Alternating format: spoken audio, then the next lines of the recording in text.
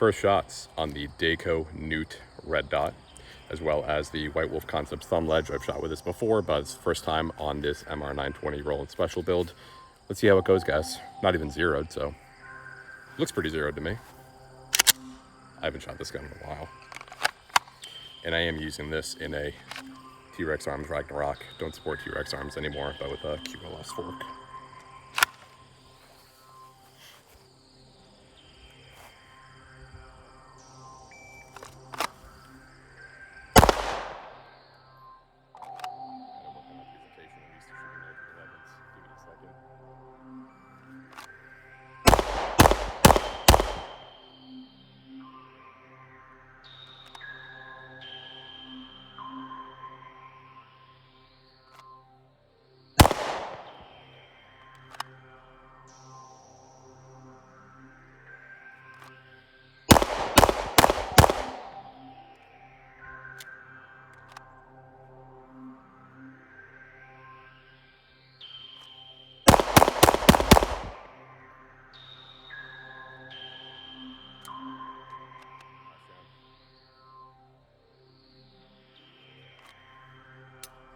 Just kidding.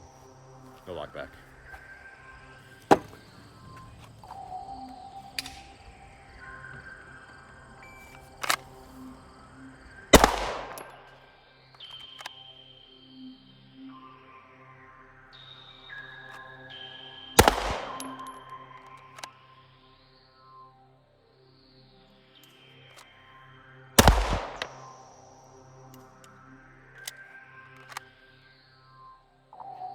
Hey guys, Alex here with Armadillo Armament, and today we are talking about the Dayco Newt red dot optic.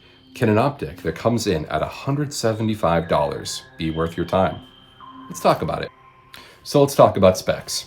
This is a RMR pattern optic. That is already a great idea because RMR has definitely won the optic war. The Delta Point Pro footprint was popular for a little bit. Then there are K footprints on the likes of like the 43X and that Shield footprint. But overall, RMRs have they've won. This right here is a RMR Type 2 that I will be having a review on in the future, so sit tight. But once again, just a great design decision that we did go with RMR.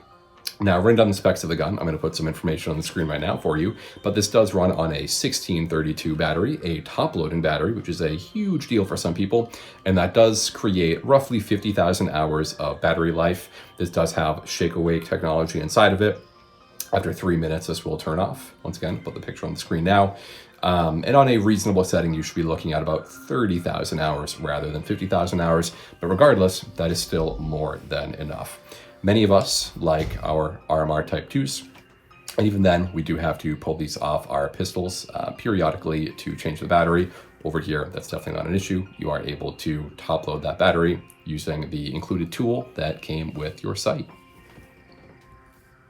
So, enough of the boring stuff. Let's jump into the shooting experience and how my range day went today. This optic has seen roughly 550 rounds, all of which has been on this MR920 roll and special build that you've seen on the channel previously.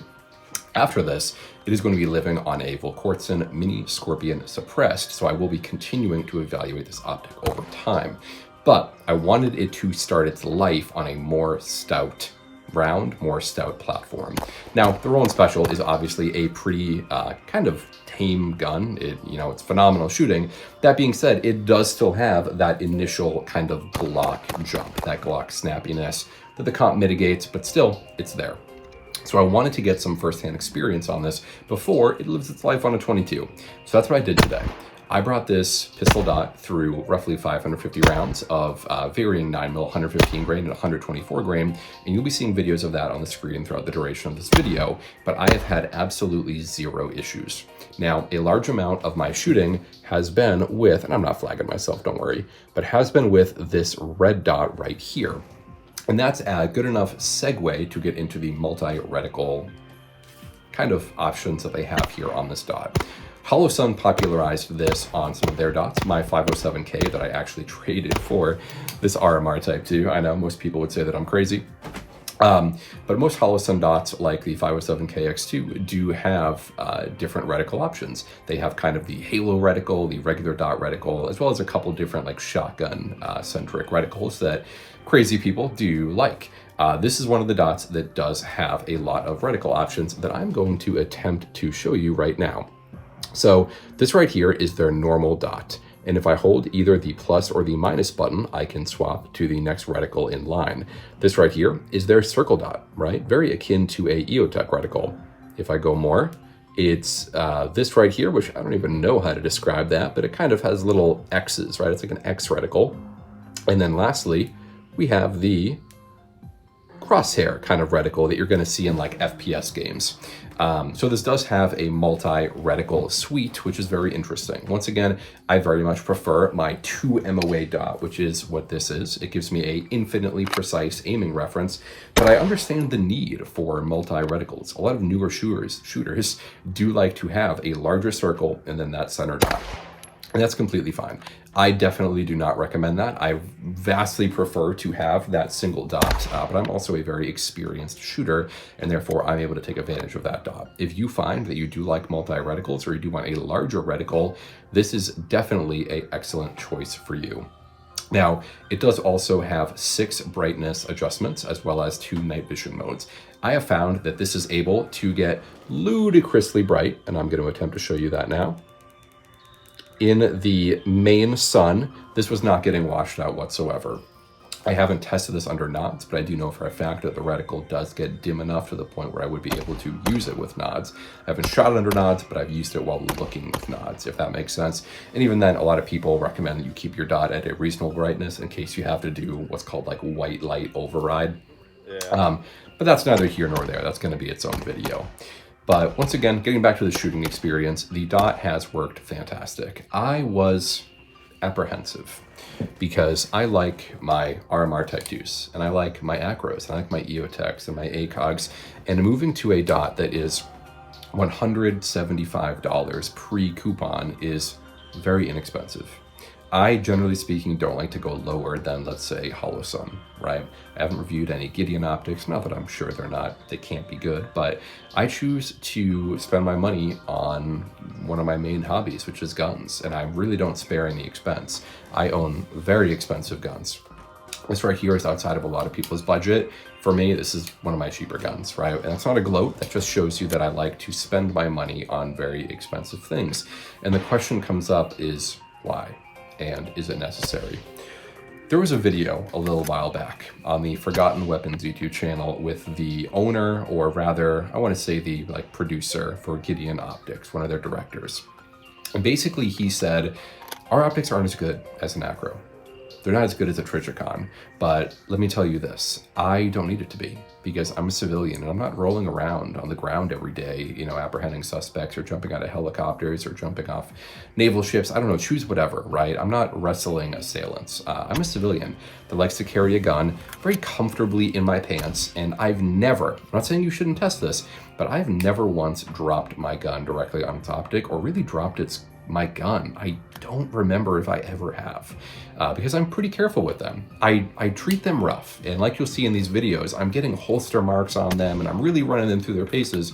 I treat them like guns. I don't treat them like baby toys or like you know, pottery, but I don't drop them, right? And I'm not breaking things 24/7, at least intentionally. I do break things pretty frequently, but not intentionally. So the question is, do you need an optic that is as durable as a RMR Type 2, right? Do you need an optic that is designed for, you know, Navy SEALs to be able to roll around on the ground? And the answer to that is, for many people, no. Now, if you are of the frame of mind that you want the most reliable pistol optic possible, this is not the site for you. It just isn't, right? If we look at the bezels, it is a very thin bezel. It's not nearly as protected as other sights, and it's not an enclosed emitter, which a lot of people do find issue with nowadays. So if you're looking for the most robust pistol sight on the optic, don't buy it, okay? Go buy a $600 optic. But if you are looking for a pistol optic that is going to be sitting inside your pants, nice and secured, right? If you're looking for a pistol optic that is going to go on a competition gun, or a pistol optic that is going to go on your 5th gun that you said, oh, I don't want to buy another RMR. I just want to buy a dot that works, but not spend too much money. This dot is right up your alley, okay? Once again, guys, I like to have my very expensive toys, but it's very difficult for me to find a fault with this optic after my range trip that I've had, after my 2 range trips that I've had with it. The shooting experience is great. The bezel, as you can see here, is incredibly thin. It is a much better shooting experience than the likes of the RMR. It's not quite SRO level of huge window as well as 507 comp, but it's kind of in between. It nestles itself very nicely between a RMR Type 2 and much more smaller window optics. See how small the bezels are here, and something like a 507K or an SRO. So once again, if you're looking for this for competition use, I could recommend it. If you're looking for it for something to just sit in your pants and be your EDC, but also not really, deal with inclement weather every single day and not deal with, wrestling people to the ground, I could definitely see this. But if you're a snob like me, maybe don't. Or if you're looking to just throw it on a random gun because you just need a red dot to check mark that box, this also may be a good idea. Now, my disclaimers are, guys, I only have 500 rounds through this. This goes through what I call the everyday test. I'm not out here Sage Dynamic dropping optics because while I think that is very good data, it's not incredibly applicable and not incredibly necessary for the likes of many of us. Instead, I do the everyday test where I take this, mag in, and I throw it inside a gym bag, or I keep it in my pants and I walk around for a couple days and I just kind of like rough around with it and test the buttons and like rack it off of wood, which, by the way, that happened during the range test today. Nothing ever happened. Rack it off a chair. Probably the most delicate of surfaces, but guys, my point still stands. It's not going to break to that, right? If it would break to that, I would have broken to the chair because the screws would have sheared, and the screws didn't shear at all. So once again, the optic is meeting my qualifications, or it's meeting many people's qualifications for what they need in a red dot. And if you are looking for a red dot that does meet those qualifications, guys, use my coupon code. You get a small bit of that price back, and you may have a great optic on your hands.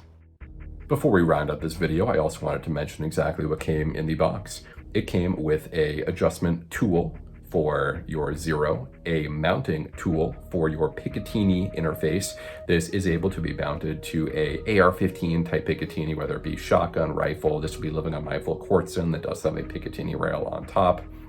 And as well as it came with a little protector for the red dot in case you want to keep kind of like dust off of it. A lot of people, please don't carry your pistol with that thing on top of it. It's really just there for like dust and keeping water and everything out. And then it did come in a pretty nice little package, nice and compact. It doesn't come in like the Trijicon briefcase, but it doesn't need to. Once again, it's $175. So what do you guys think of the Dayco Newt? I've been very impressed with it. Now, once again, I am only about 500 rounds in, and it has survived my daily wear and tear test, but I'm going to be putting thousands and thousands of kind of 22 ammo through this over the next couple weeks, next couple months, and I plan to keep you guys updated. If there are any catastrophic failures, you'll be the first to know. You guys know that I don't pull my punches, and while I am affiliated with this company and have provided you guys a discount code, I hope you understand that this optic has 100% met my expectations for what I expect a red dot optic to do. Comment down below if you have any questions or concerns. Guys, thanks for tuning into Armadillo Armament, and I'll see you in the next one.